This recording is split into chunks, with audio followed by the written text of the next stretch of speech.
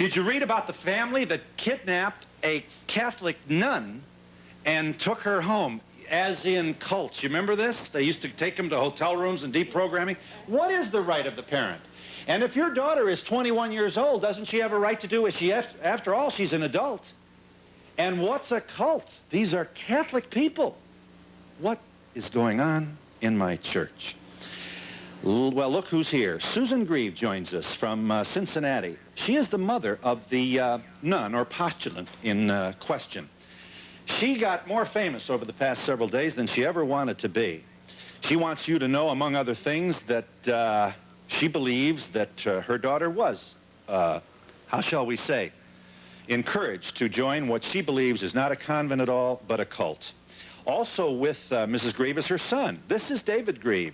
Here's the young man who actually picked his sister up and won what must have been a very, very distracting scene indeed. And this happened, incidentally, in the Catskills in New York, the location of the convent.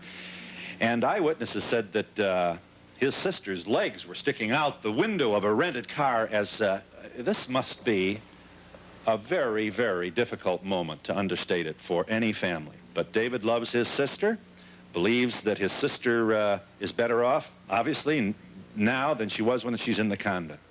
And look who else is here from Cincinnati. This is the woman about whom we speak. She's the 22-year-old novitiate taken by her family from an upstate New York convent to her home in Cincinnati. This is Mary Sue Greve. She's been in seclusion since this kidnapping. This is her first public appearance.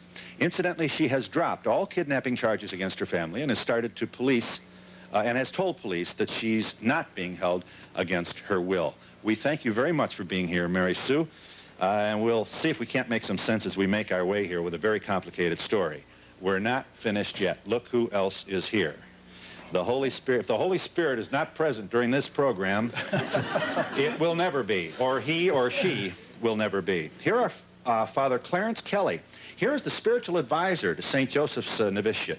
He is, therefore, the man who presides over the convent at which Mary Sue was once a novitiate.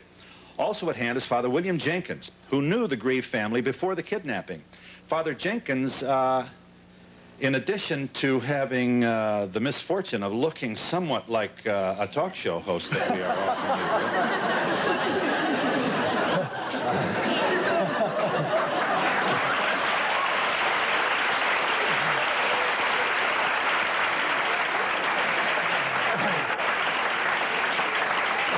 well, we can only wonder, Father, on how you are held hostage to my sins. I'll behave in public, as I'm sure you always do. I think I owe that to you. What were you at the Sharonville facility? What is this, a school and a church, so? The church is in Sharonville, St. Gertrude Church. Yeah. And I'm principal of the school. At which Mary Sue was once... in Westwood. That's right. Mary Sue taught at the schools. That's right, for 1 year. And so did her mother. Yes, that's right. Now, before we introduce our last guest, let's understand this. The convent at which Mary Sue was a postulant, a first-year novice, is not only not recognized by Rome, it is not recognized by the bishop of the diocese in which the convent is located in the Catskill Mountains in upstate New York. So what we've got here is a real-life schism within the Holy Roman Catholic Church. These folks, it gets a little more complicated. We'll get to these things in a moment, but you must know this. You know the bishop, the French bishop, or is he a cardinal? Lefebvre. Archbishop? He's the Archbishop. He's an archbishop. He's excommunicated, isn't he? Correct. He's the one who is... the church has gone to hell since Vatican II. The banjos and the guitars and the balloons, and I'm tired of this. Let's go back to the Latin Mass. This is what the original Roman Catholic Church was supposed to be. These new wave people are killing the church, and he's ordaining people, and Rome is saying, those people aren't ordained. You're not with us, so they cut him off. These folks used to be with Lefebvre, and they split from Lefebvre. If you're confused, join the crowd here. Put it more simply, there is a schism within the conservative schism which is now afflicting the Roman Catholic Church. Finally, I got a priest here who's legit. Father James J. LaBarre, New York Archdiocese, who has spent a good deal of his own pastorate on the issue of cults. You conferred with the Greve family before and after the kidnapping. Father Labar wants you to know, among other things, that he did not advise the kidnapping, which incidentally would subject him to criminal penalty, I suppose. All right, here we go. First of all, Mary Sue, may I chat with you for just a moment? Let's establish for our audience, you're home with your folks and you're glad you are, and you are there voluntarily. Isn't that so, Mary Sue? That's right. You probably never expected all this humma, did you? No, I didn't. You joined the convent because you truly felt you had a vocation. Well, actually, I joined the convent because I questioned if I did or not. I went there to try it, to find out if I had a vocation. I assume you share the belief of not a few Catholics who are somewhat distracted by the route that the church has taken over the past couple of decades. Is that so, Mary Sue? Yes. Can you share with us just briefly some of the misgivings you have about what has happened to the church since Vatican II? Well, it would seem that the Catholic faith isn't being taught to the children, and that the new Mass that they have in all the parishes now is not a true expression of our Catholic faith in the way it's being done in most of the parishes. We have a picture, as you know, of you shown this, Brian. I don't know if this is Vespers or there you are in the lower right hand. I'm sure you're familiar with this picture, although as you can't see it, I can hear the Gregorian "Do me, no me, love it, hallelujah." Now that's a poor substitute. I'm sure you sang Gregorian chant, did you not? Yes, I did. Did you? You were there for about a year, weren't you, Mary Sue? I was there for about 20 months. Oh. Were they happy months for you, Mary Sue? Yes.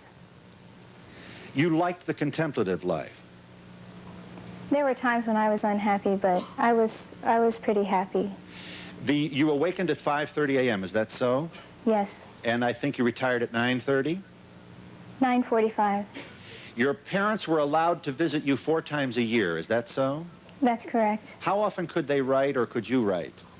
We wrote home once a month. Received mail once a month. You love your brother David, too, don't you? Yes. I'm not sure that would be the word you would use to describe on the day that he pulled you through the door of his rent-a-car. What were you thinking at that time? This was the second, incidentally, kidnap of you, Mary Sue. What did you think? That he was misguided, or what? I felt really sorry for my family because I knew they were confused. I felt they were confused. And when they got me into the car, everyone was saying that they loved me and they knew they had to do this in order to tell me the information that they found out since April. So I wasn't feeling any kind of like hatred or anything towards my family. What do you think now that you didn't think on the day of this kidnapping?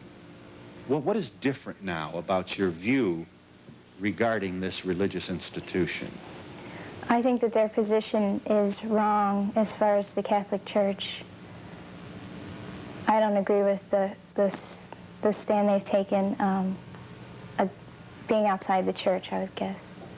You're troubled by the fact that they're not recognized by Rome, nor was your convent recognized by your own diocese. That's right. Are you interested in a religious life now, Mary Sue? I really would. This is none of our business. I would rather not comment Okay, on that. that's your business. How do you feel about your daughter right now, Mrs. Greve? Well, I'm just very happy that she's happy. And she realizes what we were trying to say to her. And we have a lot of inner peace in our family now since these things are resolved. What is it that, what do you think is the most unjust rap on you? Or what might be the prejudice that could exist as a result of the publicity that surrounded this thing? Well, the most unjust rap on me is that I have an insane desire to control my daughter. And this has been perpetrated throughout Mary Sue's entire novitiate.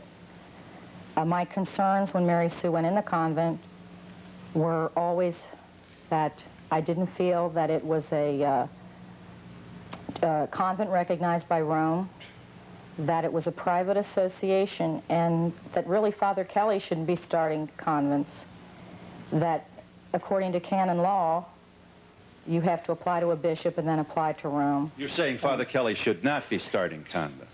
Right. Uh-huh. And I was always very disturbed about this, and he knows that because I talked to him about it. David, looking at you there, I'm not sure I'd want you trying to get me into a rent-a-car or anyplace else. You look like a wrestler to me. Did you I wrestle? guess you could. Pardon? Yes, I did. You did wrestle. Yes. You must have felt at least ambivalent when you dragged your sister, whom you love very much, into this car. Well, it was something that we knew we had to do. I don't think that anybody wanted to do it. Anybody meaning my father and my brothers and my mother. But it was something that we felt we had to do in order for her to be able to make up her own mind so that she had both sides of the coin and could make up an objective opinion. Mrs. Greve, I assume that you would not be upset if I identified you as a conservative Catholic. No, I'm not upset at all. Your teaching position at Father Jenkins' school and the fact that your daughter taught there was evidence of your misgiving about what you felt was modernism within the church. Definitely. You're still a devout Catholic. Yes. You feel that within this conservative community of Catholics, of which you are a proud member, there is a splinter branch that's headed in this area by Father Kelly. Is that your position? I became a traditional Catholic with leanings toward that in about 1978. During the 70s, I had fought the textbook war in the high schools and grade schools. And I was very disgusted with what they were teaching. And I did have encounters and dialogue with our local bishops here. And when Communion in the Hand came in 1978, I was very discouraged. You don't think a non-ordained person should be touching the host? I believe that it is not intrinsically evil to take communion in the hand, but I was always disturbed by the lack of reverence. And that was very emotional for me when they changed that. I started going to the traditional Mass there 79, 80, and I was always a great proponent of Archbishop Lefebvre. I thought he was a real warrior for the faith. And at the time of the split, I've always told Father Jenkins I've always loved Archbishop Lefebvre, and I really wasn't pleased about the split. Mm-hmm. Okay, now here come, it's been a while since I've talked to somebody who's excommunicated. Are you? I am not. You are not. You are nevertheless presiding over a convent which is not recognized by the bishop in whose charge your That's correct. congregation falls. That's correct, because we belong to different religions. Who does? The Bishop of Albany and myself, we do not profess the same faith. Why don't you explain that for us, Father? What do you mean? There are three things which designate a religion. And those three things would be, first of all, the way you worship, and secondly, the way you believe, the doctrines that you believe, and the third thing would be the moral teaching that you follow. So you could have two people who call themselves by the same name, but if you compare those three things, they're totally different. So he has a different standard of morality, of worship, and doctrine from me. So we belong to different religions. Fine. Why don't you be specific now? Give us some examples. Let me tell you what I know. It'll take me 5 seconds. Sure. You're upset about, among other things, annulments. Is that so? That's correct. You think annulments are granted to Catholic couples who are divorcing or who have divorced in a cavalier way that almost mocks till death do us part? Well, the very definition of an annulment means there never was a marriage in the first place. So you don't think there should be an annulment at all? No, an annulment is a declaration that a marriage never took place. But if you have a couple that's been married for 15 or 20 years, 6 or 7 children... How do you tell the kids that the marriage that gave them life... That's right. Yeah, we've asked that question many, many times on this program, Father. It's a fraud. But are you saying there should be no such thing as an annulment? No, I'm saying that if there never was a marriage, and you can determine there was an obstacle to the original marriage, then you can declare it was not a marriage. You're upset at the numbers of annulments that are being granted, I'm upset about a fraud. And the fraud is that people are being told they're getting annulments when they're getting divorces. What would be some other misgivings you would have, Father? I have misgivings about what they're teaching in the seminaries. For example, when I was in the seminary, Immaculate Conception Seminary in Huntington, Long Island, I was taught that Christ didn't know why he died on the cross. You were? Yes. I was taught that there's no objective standard of morality. There's no such thing as objective right or wrong, but it's up to you to determine. And that was in 1970. I was taught, in fact, believe it or not, I was taught that if a doctor recommended adultery for therapy, that it's not necessarily wrong. By Father Dennis Regan. Well, yeah. At Immaculate Conception Seminary. That is not the Catholic faith. I don't know. That's a new religion. Yeah. You know, you could be accused of taking, first of all, in the absence of the accused here, we should say that we are... Well, you asked me what I was... Yes, I did. Yes, I did. But, you know, that sounds like an isolated event. It's not. It's not isolated. In fact, I went through my old notebooks from the seminary, and I picked out quotations just at random, and I filled an article about 5 or 6 pages long with quotations like that. You're Brooklyn born, are you, Father? I am indeed, yes. Proud of it, too. I'm proud of it. Well, you should be. You obviously want the Mass in Latin. I indeed do, yes. Although Latin is not the issue. Right. Let me ask you a couple basic... what's the issue? Common language throughout the churches? No, the issue is the very concept of what the Mass is. See, there is a dramatic difference between what Catholics believe the Mass is and what Protestants believe it is. We believe it is actually the renewal of the sacrifice of Calvary. We do not believe it is merely a community celebration commemorating the Last Supper. So there's a dramatic and radical difference in concept. And the old Mass, with all of its trappings, expressed that truth more perfectly. Right. Why do you... are you suggesting that Mrs. Greve unjustly took her daughter from your institution? First of all, you are alleging that, huh? Well, let me tell you. Here is a 22-year-old girl. Here is a 22-year-old woman who, before she came to us, had to sign a statement saying, before I even met her, she had to sign a paper saying, I am applying of my own free will without being forced in any way whatsoever. In the course of her studies, when she became a novice, she had to sign another paper swearing that she was in full possession of her faculties and that she wanted to enter the novitiate. And she had to do it in front of a priest not directly associated with the novitiate. She wanted to be there. And then here she is on a nice sunny June afternoon. Walking down the street. And a car pulls into the driveway, and David Greve, who looks so nice on the monitor, turns around, grabs her, lifts her from the ground, shoves her into the car, smashes her head against the roof of the car so hard that when it hit the car, it bounced back. Not once, but twice or 3 times. She had knots on her head from that. And then off he goes. There's a high-speed chase. They're doing 60 and 65 miles an hour down narrow, winding roads, putting everybody's life in danger. And I say, in the United States of America, parents do not have the right to do that to 22-year-old women.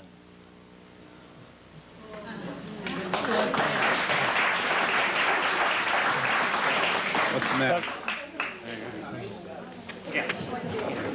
Would Mary Sue's family allow her to join a convent somewhere as close to Cincinnati? Is it this particular one, or that's it? How would you answer that, Mrs. Greve? Mary Sue has the right to join a convent. She's 22 years old. If she has a vocation and she's called by God, that is fine. But what we wanted to do was give Mary Sue information. I tried to tell her times. My letters were always considered negative. They were always censored. Anytime I ever wrote her, I maybe wrote her 15 letters in the time that she was in. Some of the letters were missing. Parts were missing. I cannot say for sure, but I think some of the letters were not given to her. And they were always considered negative, and this was reinforced with her. There was always this negative feeling that I was against her vocation. I tried to stand up for the church, and I have always wanted my children to be real Roman Catholics, and I became very disturbed about the fact that this was not a recognized convent. But who are you to decide that? She's 22 years old. I guess we could ask the same question, too. Who are you to decide what's a convent if the church law says it's up to the bishop of the diocese? This is America. America. In the United States of America, we have a right. American law. Yeah. We have a right to practice our religion here. And the bishop of the diocese has no right to say anything. But you can't. Mary Sue had decided that the convent was... Yeah. I don't want you mad at me, David. Just hang on a second. Yeah. Mary Sue saying decided that the convent was acceptable to her. One of the Right up until a certain day, she was perfectly happy to be there. And she had written to her family that she was happy to be there. A few days later, they took her away. And then when she finally surfaced, a few days later, she was saying that this was a bad place and wanted the place closed down.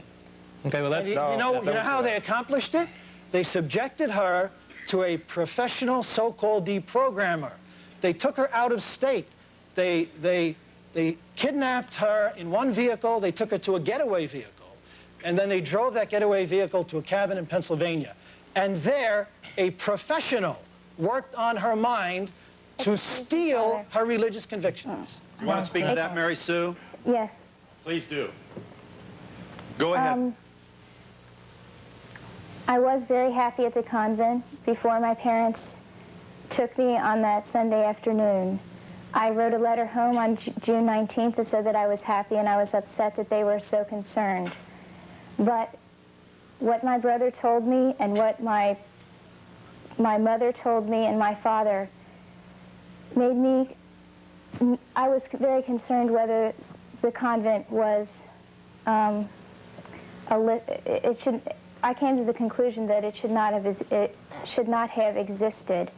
As far as the deprogrammer, I think that there is very, I don't think people really understand what deprogramming is. On Monday afternoon, a lady, I don't know how old she was, a very nice woman, came to the cabin where we were staying. And she spoke to me about mind control techniques. She spoke to me about cults. She gave me information and she showed me videotapes of cults and documentaries on cults, etc. There was no psychological pressure at that cabin at any time. It was completely voluntary. I wanted to listen to her. I listened to her, and I found out that a lot of the things that were used, advice that I was given by people at the convent and certain pressures that they put on me, that they were wrong and that there was definite problems with the convent. And when I took the habit off, I took the habit off because I felt the convent was wrong and that no matter how many good people there are up there, and I'm not saying there aren't good people up there because there are very many good people up there, and I'm not saying that everything they do is wrong because there are plenty of good things that they do there. And I could never say that the Tridentine Mass is wrong because it's the true expression of our Catholic faith. But as far as being outside the church and the advice that I was given and the techniques they used to counsel, I feel that they were wrong. What was an example of a technique that you thought would be wrong? That you now think would be wrong? For instance, turning me against my family and making me believe that my mother just wanted to control my life. Mary Sue, did I ever do that? Yes, did I not tell you that you must love and respect your mother no matter what happens? Yes, Father. But you told me that my mother was trying to control my life. And you also told me that if I left the convent and if my parents destroyed my vocation, that God would have a hard time forgiving them, which made me feel extremely fearful if I would ever make any decision to leave. And I know you told me all along that my mother was using guilt and fear on me, but I think you better look at what the things that you've said to me and to study guilt and fear, because that's what you've done. Mary Sue? I think it's important, too, to remember this was not the first attempt the parents had to try to get her away. She had gone, at one point, home for a while and then returned to the convent, having been convinced, I think, by the Mother Superior to do so, and then the parents were not given the free access that would allow a meeting in the parlor. You don't know what you're talking about. You don't know what you're talking about. In fact, when she was abducted the first time by deception, I gave her permission. I said to her, through Sister Mary Cabrini, you can stay home beyond the time that Sister Mary Cabrini will be there. You can even take off your habit, and you can stay there for 5 days, and at the end of 5 days, make a decision. If you want to come back, fine. If you don't want to come back, fine. Excuse me, may I say something here? Sure. When I took Mary Sue that Saturday afternoon, she was allowed to call the convent all the time. She made many phone calls. That night, Father Kelly and Sister Cabrini got on the phone. Sister Cabrini is the Mother Superior of the convent. Yes. Father Kelly was very abrasive. He yelled at Mary Sue. He put me on the phone. He yelled at me. He said I had an insane desire to control my daughter. All I wanted to do was have some time with her, to talk to her about the Catholic Church. I wanted her to read a book called I Am With You Always, about the indefectibility of the Church.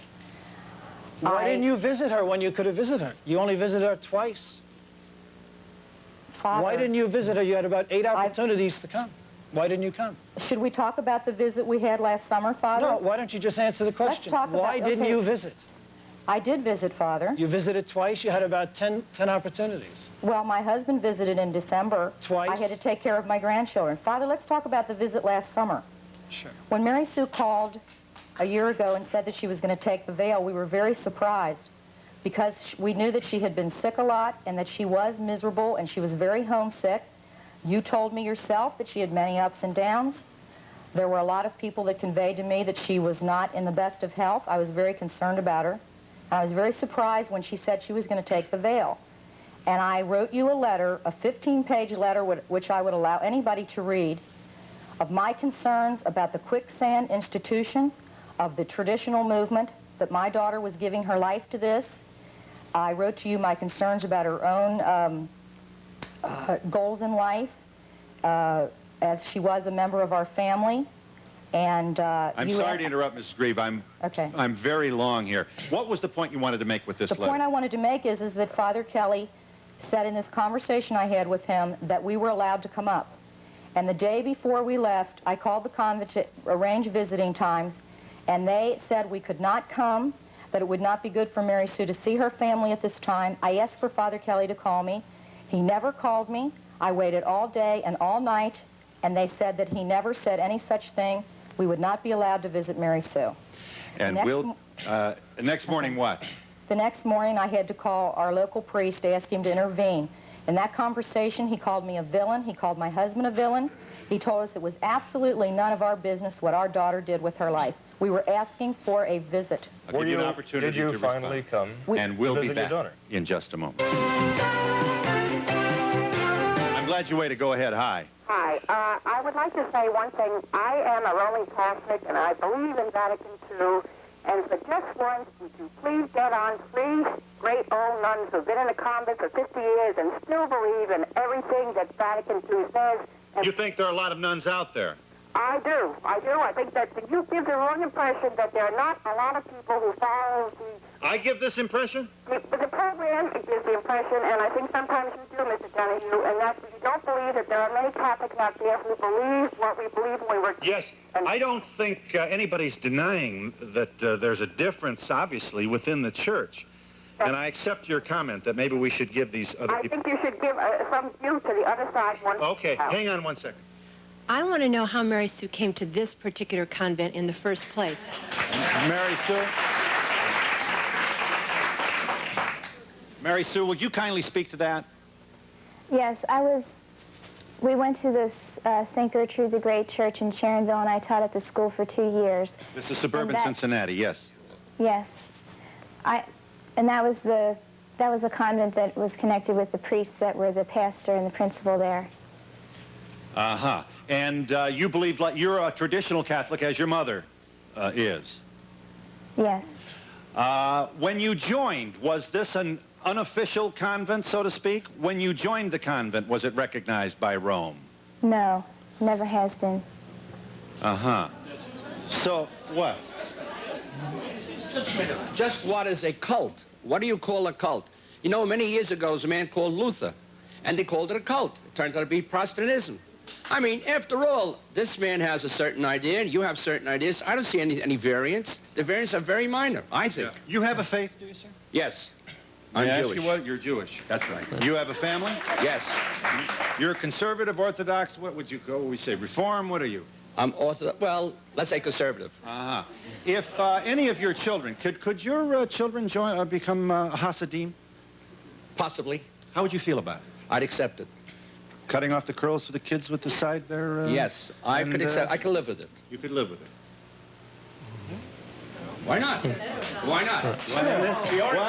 Hang on. Phil, I just want to say one. Help me out here. All right, darling. Anything that's with a cult is sick and bad. Yeah, but the man asks the question. Who decides? Who decides? Well, the average person is the one that decides. She's 23 years old. She's an average person. She's a 22, very young 22. Some are much more mature, but anything fanatic. Sorry, what? Anything fanatic is very dangerous. Yeah, but that's what they call Jesus, fanatic. But here is a 22-year-old woman who is really a child because she can be swayed. She can still be swayed.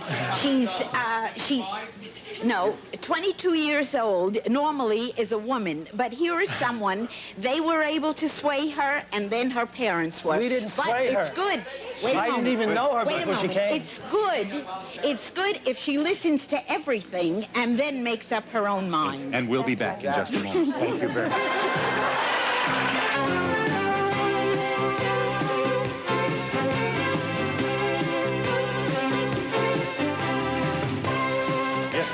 I'd like to know what happened that led you to leave. What was the kidnapped? But what was the information? She said that she went willingly because of information that was obtained between April and June. What exactly was that information? I think that the information that we had concerned not only theological concerns that we had, but also some of the, in my opinion, deceitful and dishonest things that had happened during the break with Archbishop Lefebvre. And it's really long and involved, and the specifics are very detailed. I'll just leave it at that I felt that he was dishonest. You know, I asked... sure, go ahead. I asked Dave to produce this evidence. I asked him over Cincinnati radio to produce this evidence. He says it's scandalous. The accusations are made that Father Kelly is a liar and a thief. But there's no proof offered to... But the evidence is scandalous. I don't buy that. Well, you know, what we're concerned about is this.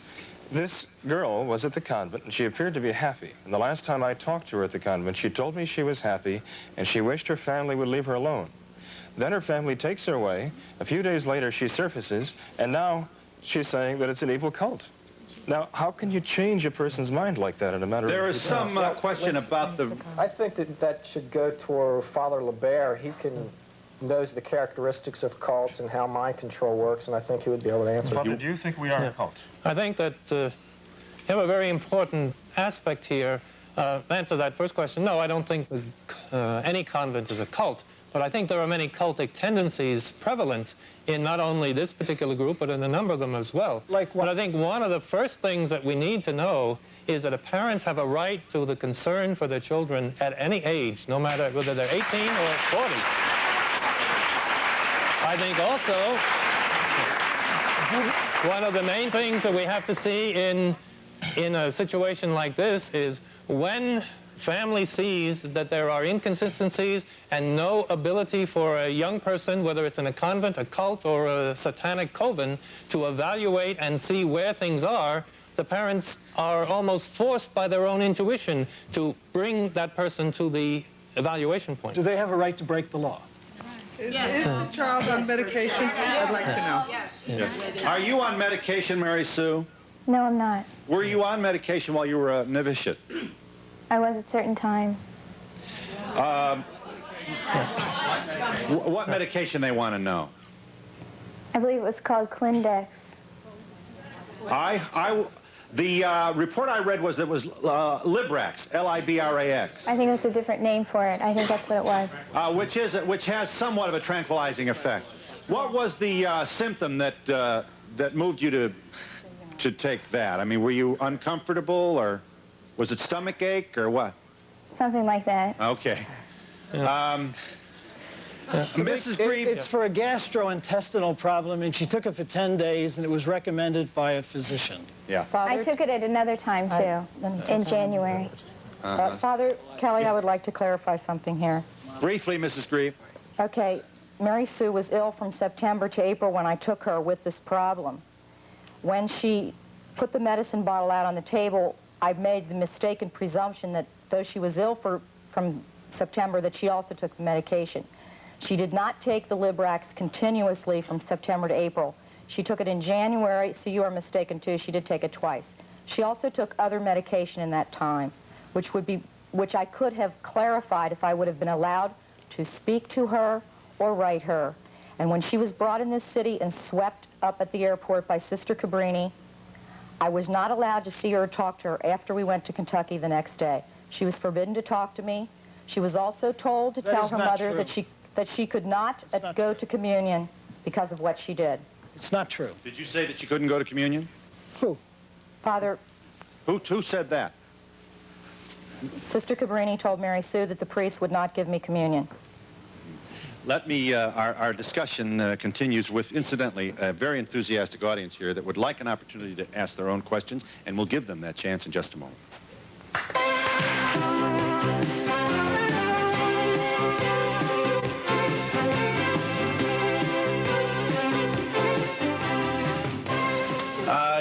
Incidentally, Mrs. Greve has a letter which was sent by Sister Virginia Maria after the first kidnapping. Sister, I assume with your permission, wrote to her and said, in view of your abduction of Sister Mary Cecilia, Mary Sue's name while she was in the convent, last week, and of the great turmoil you caused, as Sister Mary Cecilia's novice mistress, I ask that you refrain from writing to Sister until further notice. Here is a nun telling the mother of this novice not to write her. Well, when Sister Mary Cecilia entered the novitiate, she signed a paper saying that I agree to the rules and regulations of the convent regarding the sending and reception of mail. And I didn't think it was an excessive punishment for kidnapping to say refrain from writing for a little while. David, you wanted to clear up what? I was just concerned with Father Kelly's sensationalization of the kidnapping. I think it's like when the little kids play the game telephone, the more times it gets told, it gets bigger and bigger. Father Kelly was not even in the area at the time it occurred. I know, a policeman witnessed it and called the state police. I still feel that it has been sensationalized. Mary Sue's feet were not out the window. Yeah. We have lots of people. All right. We have lots of people bouncing off the car. I think that is absurd. We have very little time and lots of energy in our audience. There's still a big cloud over this audience as to what the big secrets are that the brother abducted the sister from. All I can see, and I'm not Catholic, is that you're much more conservative, and I see there's absolutely nothing wrong with that in the church, because I think the church should go back that way. They lost a lot of people going to freedom. You want to make your point, David? I kind of, as an analogy, I would say it's kind of like playing 7-card stud. You turn up so many cards, but the ones in the hole are the ones that keep the other side It would be useful if we would get off the metaphors and the analogies and support the position.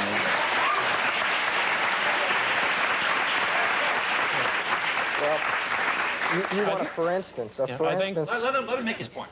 Sir. You want a for instance, correct? Well, yes, not surprisingly, this audience does. Specifically, there were the way Father Kelly handled the purchasing and handling of real estate and whose name and the ownership that it went to when he was sent here by the Archbishop. There were the rules of the Society Pius X, which is Lefebvre's organization, and the way it was supposed to be set up.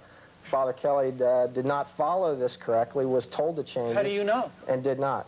How do you know what I was told? It was accomplished as part of the court transcripts of the trial over St. Cyprian's in Eddystone, Pennsylvania. Right. Did you want in here, Mrs. Greve?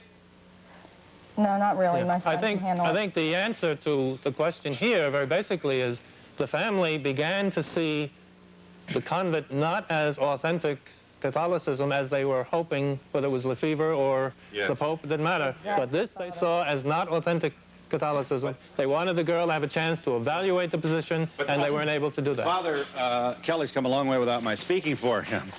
But he would respond, they knew that when they joined. But they changed in the middle of it because of Archbishop Lefebvre's impending break with Rome because of the consecration of the bishop. They knew now. Let me get. Are you there, caller? Go ahead. Yes, Phil. Go ahead, please. Yes, one comment towards Father Kelly. I have two children, and if in any way I felt that they were in any type of predicament, I would go in there like Rambo. I would take Father Kelly out. I would take okay? And as far as also... Let me ask you this, caller. Hang on a minute. 1 second. Hold it a minute. Okay. Suppose your daughter married a guy that you really thought was scum. Right. And they eloped. Right. And she's living in the front of a truck somewhere. Right. Would you go get her? Sure. Or suppose he is a Presbyterian and his daughter becomes an Anglican. Right. And he figures, I think the Anglican Church is wrong. Yeah. Let me go kidnap her. What we felt was that Mary Sue can't do it. did not have the information to make up an objective choice. Father Kelly was withholding information. That's the nature of the way he set the convent up. I'm not saying that's wrong, but he restricts the mail, he restricts the information. She's only allowed to know what he tells her, and we felt because we had this other information concerning some of the things that he had done that she needed to hear it, and that's why we did I've got what a we break. did. My apologies to you, gentlemen. You will have an opportunity to speak. I don't want 3 Roman callers mad at me. We'll be back in just a moment. 56, Elmira Corning, Ithaca.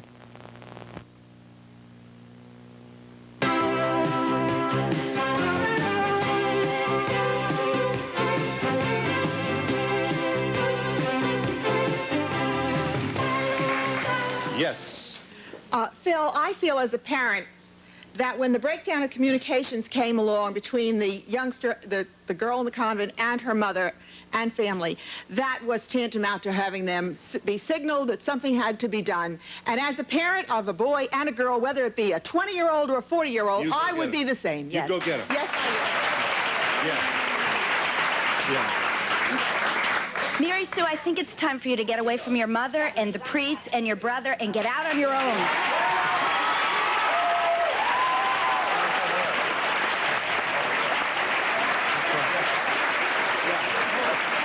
I'm just wondering how entrenched Mary Sue's religious convictions could have been if she was willing to forsake them so easily. Oh, no, I don't think that's fair. A lot of people join the convent and leave. There's no sin in that. How do you feel about what's transpiring here, Mary Sue? We're talking about you. As far as forsaking my family, I really felt concerned that they were so concerned. And it was very hard for me not to be able to write to them. I was very upset. Mrs. Greve, have you got a moment for me? Okay. Is it possible that, I know, this is for the sake of our conversation here. It's obvious you love your daughter and your family very much. So, you know, we need more mothers like you. Do you, as we... What's the matter? What's the matter with that observation? She's too controlling? They think you're too controlling, Mrs. Greve. No, I'm not at all. Please let her make her point. My husband and I, what's so very strange about this whole thing is that my husband and I were always raised our children with independence. They always did things before any other kids. They rode bikes. They participated in different sporting events. They were always raised independently. They made their beds when they were 2. I mean, it's just the way my husband, that's the way we were. And our kids they drove automobiles at 16. They were... Restricting the mail, was that common practice? What I'm trying to say is that my husband and I were very wanting our children to be independent. I have very little time left. Let Mary Sue grow up by herself. Let her grow up. Great idea. I'm all for it. She's already I'm grown up, amazed too. how calm Mary Sue is with all these people discussing her life, and she's just sitting there. That blows. Yeah. Most children at 19 years old, when Mary Sue signed her life away to this convent, are in college, taking courses with their parents guiding them. I think that she needed the guidance of her parents, and she wasn't able to see. What'd you say, Mary Sue? I'm very thankful that my parents and that my brothers cared enough for me to do what they did, and I would never be the same if they wouldn't have done it. And I'll give you an opportunity, Father, in just a moment. About you to do what he did. Mother. You admire Mrs. Greve? Yes, I do. Father, you wanted to say with so little time left. I wanted to say that the issue is not whether Mary Sue should come back or not. The issue is that I don't think it's proper to kidnap them. And secondly, there's a precedent set. What is proper about continuing to function as a Roman Catholic priest and attached to an archbishop that has been excommunicated? Well, to quote a great archbishop who was excommunicated by Pope Liberius, he said, "You have the churches, but we have the faith." In other words, what constitutes a Roman Catholic is not a building, but the faith. Right. And we have the faith. Mary Sue, there's curiosity in our audience about what you are doing now. What are you doing? Well, I haven't Services provided and promotional fees paid by the following. At Volvo, we've been safety